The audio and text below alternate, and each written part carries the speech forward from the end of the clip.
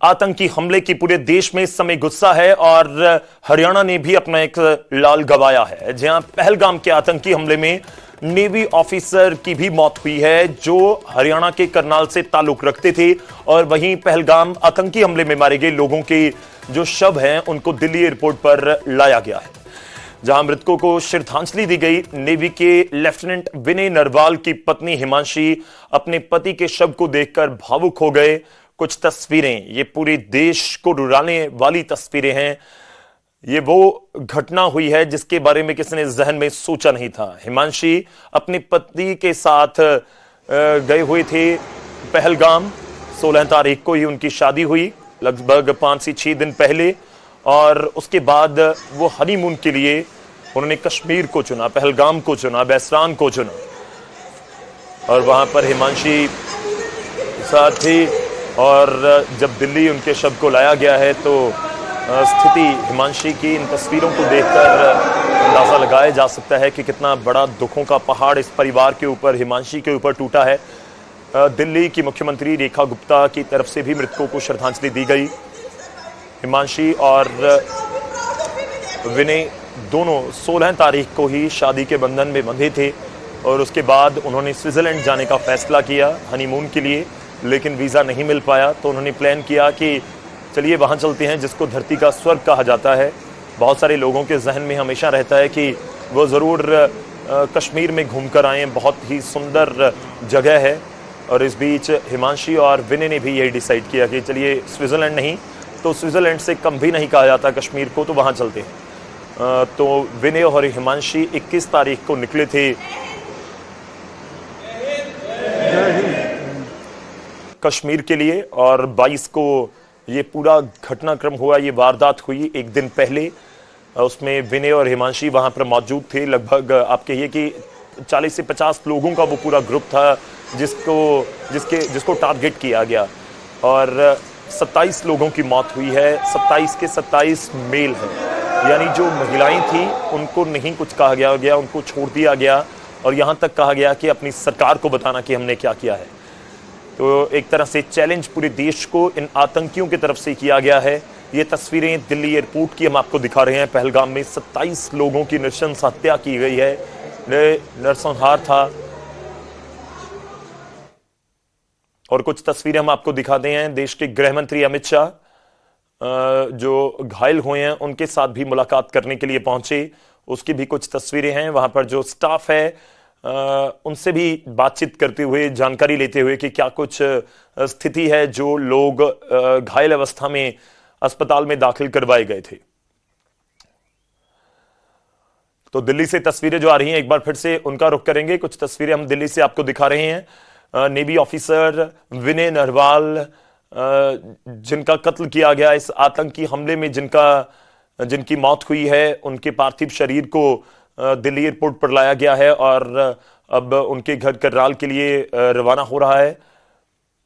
करनाल में उनका घर है और ये अंदाजा लगाया जा सकता है कि वहां पर इस समय क्या स्थिति होगी। ये अभी कुछ दिन पहले की तो बात है, ये पूरे इलाके में चर्चा का, पूरे देश में जिक्र है और जो करनाल के लोग हैं वो तो इस चीज का बाखूबी समझ रहे होंगे कि कुछ दिन पहले की तो बात है कि इस घर में खूब सजावट हो रखी थी, खूब जश्न मनाया जा रहा था, खूब कार्यक्रम रखे गए थे और इस बीच सब कुछ बदल गया एक ही हफ्ते में। पिछले सोमवार को कुछ और स्थिति थी, इस बुधवार को कुछ और स्थिति है और देश के गृह मंत्री ने नजर आए और अस्पताल में जो लोग हैं उनसे मुलाकात की, जिनको भर्ती करवाया गया है। वहां पर अस्पताल स्टाफ से भी उन्होंने बातचीत की। सुनने की कोशिश करते हैं अगर आवाज भी कुछ आ रही हो कि क्या बातचीत वहां पर हो रही थी।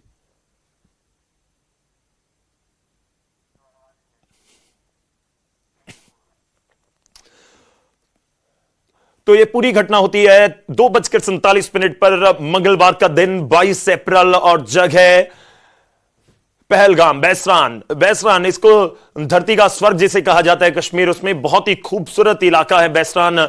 बहुत शांत इलाकों में इसे गिना जाता है। बहुत सारे लोग, खास तौर पर बड़े शहरों से लोग रुक करते हैं ताकि कुछ दिन सुकून से बिताए जा सकें। आमतौर पर होता है जब गर्मी की छुट्टियां आती हैं या गर्मी के दिन आते हैं तो लोग पहाड़ों का, ठंडे इलाकों का रुख करते हैं और पूरे देश से पहुंचते हैं। श्रीनगर एयरपोर्ट के ऊपर पहुंचते हैं और एयरपोर्ट से लगभग 80-90 किलोमीटर दूर है, तो इसलिए पहलगाम जाने का भी कहीं ना कहीं लोग जरूर प्लान करते हैं।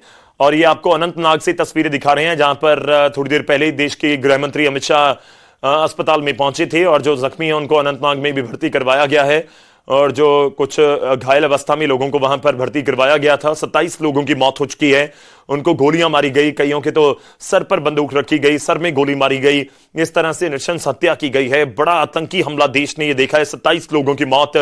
पिछले कुछ समय में जिस तरह की घटनाएं हुई हैं, वो चाहे मुंबई में 26/11 हो, उस घटना को उसकी यादें ताजा, उसकी कड़वी यादें ताजा हो जाती हैं कि जिस तरह से 6 आतंकी आए थे, 8 आतंकी आए थे, उन्होंने पूरे देश को दहला कर रख दिया था। उसके बाद पठानकोट में आपको याद होगा आतंकी हमला हुआ था बिल्कुल नए साल की सुबह ही, और उरी का हमला भी हमें याद है जब जो आर्मी कैंप है उसको टारगेट किया गया था। उसके बाद पुलवामा का हमला भी हमें याद है जब 2019 में 14 फरवरी को वो पूरी घटना हुई थी, और ये भी उस तरह का हमला। और इसमें अलग ये है कि इसमें आम लोगों को टारगेट किया गया, उन लोगों को टारगेट किया गया जो कश्मीर के इकॉनमी की रीढ़ है। मैं रीढ़ इसलिए बोल रहा हूं कि अगर सैलानी नहीं आएंगे तो इकॉनमी चरमरा जाएगी जम्मू कश्मीर की, खासतौर पर कश्मीर की। ये कश्मीरी बाखूबी समझते हैं और गुस्सा इसलिए उनका भी साफ तौर पर नजर आया। और 2 तस्वीरें आपको दिखा रहे हैं। एक तरफ श्रद्धांजलि दी गई थोड़ी देर पहले सुबह के टाइम जब अमित शाह पहुंचे उस स्थान पर जहां पर इस पूरी घटना को अंजाम दिया गया था। आतंकियों ने 27 लोगों की जान ले ली थी और उसके बाद पार्थिव शरीर हम वहां पर रखे गए, उनको भी उनकी तरफ से श्रद्धांजलि दी गई गृह मंत्री अमित शाह की तरफ से। अमित शाह कल रात ही श्रीनगर पहुंच गए थे, उसके बाद से लगातार मीटिंगों का दौर जारी है और इस बीच वो उस स्थान पर भी पहुंचे बैसरान घाटी में, वादी में, जहां पर यह घटना हुई थी। और धर्म पूछकर, ये जानकारी है कि धर्म पूछकर, नाम पूछकर फिर टारगेट किया गया, या सीधे शब्दों में कहें तो कहीं ना कहीं हिंदुओं को टारगेट करने की कोशिश थी। लेकिन ये इस तरह की भी कोशिश थी कि जो हिंदू और मुसलमान देश में शांतमय ढंग से रह रहे हैं उनके बीच दूरी को बढ़ाया जाए, उनके बीच दूरी लाई जाए। तो उम्मीद करते हैं कि इस तरह की जो नापाक कोशिश है इसको बाखूबी पूरे देश के लोग समझते हैं, वो किसी भी धर्म से ताल्लुक रखते हों, वो चाहे हिंदू हों जिन्होंने अपने को गवाया है वो हों, या फिर मुस्लिम समुदाय के जो लोग भारत में रहते हैं वो भी इस चीज को बाखूबी समझते हैं कि ये पूरी कोशिश जानबूझकर इस तरह से की गई कि सभी लोगों को नहीं मारा गया, महिलाओं को वहां छोड़ दिया गया और सब कुछ बहुत बोला गया। वहां वो कुछ हिंदी में बात कर रहे थे, लोगों तक अपनी बात पहुंचाने की कोशिश कर रहे थे आतंकी, और उसके बाद ये पूरी घटना को अंजाम देकर वहां से निकल गए। और ये घटना इस तरीके से हुई, और आप ये भी अंदाजा लगा सकते हैं कि ये घटना कोई ऐसी नहीं थी कि 1-2 मिनट में हो गई होगी, क्योंकि जिस तरह से नाम पूछे गए, कपड़े उतरवाए गए, कलमा पढ़ने को कहा गया और उसके बाद घटना को अंजाम दिया गया, कत्ल किया गया, तो वो एक बहुत क्लियर बात है कि काफी समय वहां पर आतंकी रहे होंगे और इस पूरी घटना को उनकी तरफ से अंजाम दिया गया होगा। ये इंतकाम का जिक्र इस समय हो रहा है कि बदले का जिक्र हो रहा है कि जिस तरह से उड़ी के बाद देश ने सर्जिकल स्ट्राइक की, जो लॉन्चिंग पैड्स थे उनको नेस्तानाबूद कर दिया गया भारतीय आर्मी की तरफ से, इंडियन आर्मी की तरफ से। और उसके बाद जब पुलवामा का आतंकी हमला हुआ, हमने 40 जवान अपने देश के गवाए 14 फरवरी 2019 को, तो उसके बाद एयर स्ट्राइक की गई और एयर स्ट्राइक में जो पाकिस्तान में लॉन्चिंग पैड बनाए गए थे उनको बिल्कुल ध्वस्त कर दिया गया, बहुत सारे आतंकियों को मार दिया गया। और उसका नतीजा यह रहा है कि पिछले कुछ सालों में आतंकियों की जो पूरे आप कह सकते हैं कि सिस्टम था उसको तोड़ा गया है। और 370 हटने के बाद कश्मीर में से, जम्मू कश्मीर में से 370 हटने के बाद भी पूरी स्थिति इस तरह से रही है पिछले कुछ समय में कि जो आतंकी हैं उनके ठिकानों को ढूंढा गया और उसके बाद उनकी जो प्लानिंग्स थी उनको फेल किया गया। तो ये सब कुछ होता हुआ तो नजर आ रहा है, लेकिन इस बीच कश्मीर में लोगों का आना जाना भी बढ़ गया था। जो पूरे देश से सैलानी भी कश्मीर जाना चाहते थे कि ठीक है हम भी घूमकर आएं। और जो कश्मीर के लोग देश के अलग अलग हिस्सों में रहते हैं, जब आप उनसे बात कीजिएगा तो वो इस चीज का जिक्र करते हैं कि आप आइए, कश्मीर में कोई दिक्कत नहीं है, आम लोगों के लिए कोई दिक्कत नहीं है, आप घूमने आइए, सैलानियों के लिए, पर्यटकों के लिए, टूरिस्टों के लिए कोई समस्या नहीं है। लेकिन इस घटना ने कश्मीर के पूरे इकॉनमी के ऊपर एक बहुत बड़ी चोट मारी है, इसमें कोई दो राय नहीं है। दो तस्वीरें, एक तरफ अनंतनाग और दूसरी तरफ दिल्ली। दिल्ली में क्या कुछ स्थिति और क्या कुछ माहौल है, इन तस्वीरों से बखूबी बयां हो रहा है।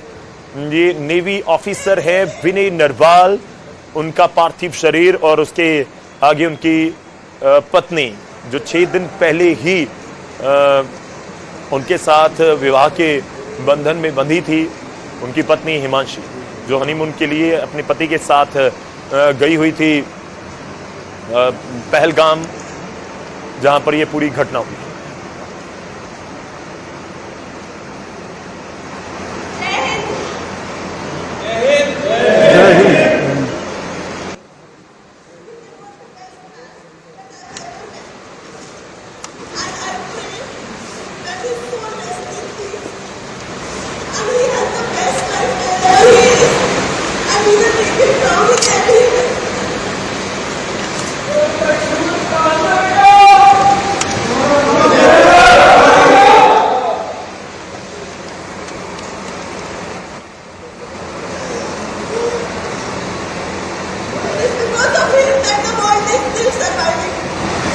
Should all be proud of him in every way.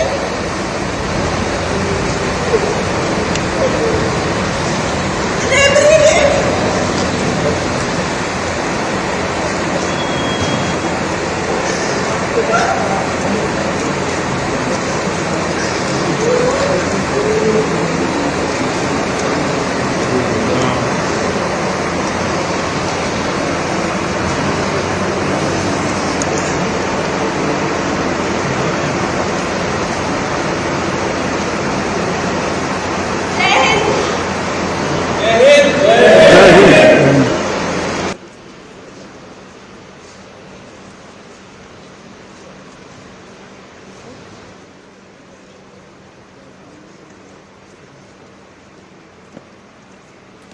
तो दिल्ली एयरपोर्ट की तस्वीरें हम आपको दिखा रहे हैं। जब पार्थिव शरीर पहुंचा है तो परिवार के सदस्य भी वहां पर पहुंचे और हिमांशी तो विनय के साथ ही वहां पर गई हुई थी और उनकी तो आंखों ने पूरा मंजर देखा है कि वहां पर क्या कुछ हुआ।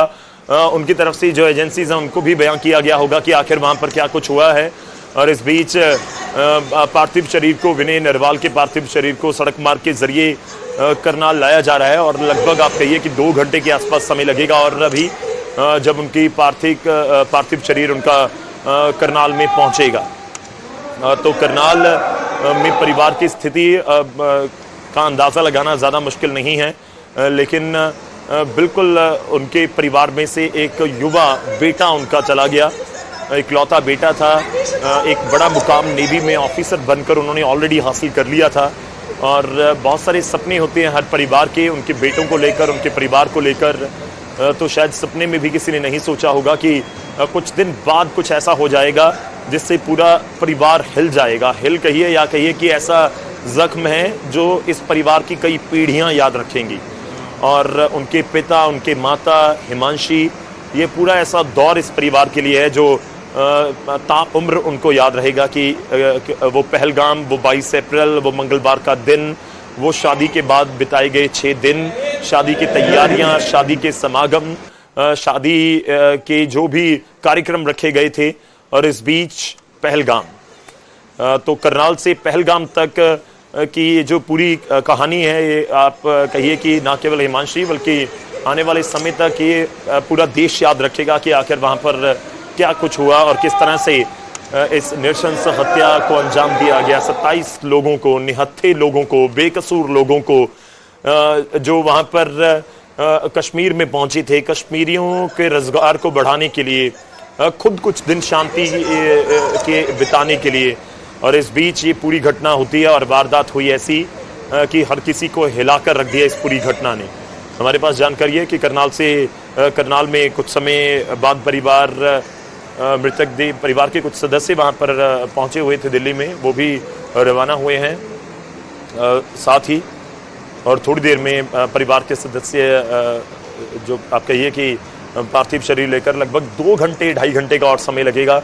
आप कहिए कि करीब 6, साढ़े 6 के आसपास विनय नरवाल का पार्थिव शरीर पहुंचेगा करनाल।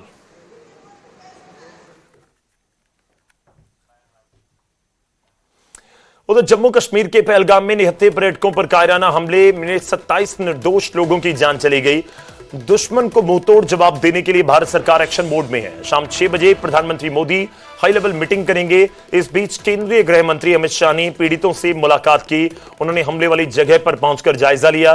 5 आतंकियों की पहचान ऑलरेडी हो चुकी है। 3 आतंकियों के स्केच भी जारी किए जा चुके हैं। जम्मू में हमले के बाद पंजाब